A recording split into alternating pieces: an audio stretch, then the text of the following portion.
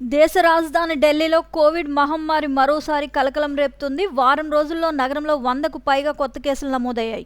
2020 నుంచి ప్రపంచవ్యాప్తంగా లక్షలాది మంది ప్రాణాలను బలిగొన్న ఈ వైరస్ మళ్లీ పుంజుకోవడం ఆందోళన కలిగిస్తోంది. దేశవ్యాప్తంగా ప్రస్తుతం మొత్తం యాక్టివ్ కేసుల సంఖ్య 1009కి చేరినట్లు కేంద్ర కోవిడ్-19 సమాచార నివేదిక వెల్లడించింది. ఒక్క ఢిల్లీలోనే 104 యాక్టివ్ కేసులు ఉండగా వీటిలో 99 కేసులు గత వారం రోజుల్లోనే నమోదవడం గమనార్హం. రాష్ట్రాల వారీగా కేరళలో 430, మహారాష్ట్రలో 209, ఢిల్లీలో 104 మంది కోవిడ్ బాధితులు ఉన్నట్లు కేంద్ర ప్రభుత్వం వెల్లడించింది. గుజరాత్లో 83, కర్ణాటకలో 47, ఉత్తరప్రదేశ్లో 15, పశ్చిమ బెంగాల్లో 12 చొప్పున యాక్టివ్ కేసులు నమోదయ్యాయని తెలిపింది.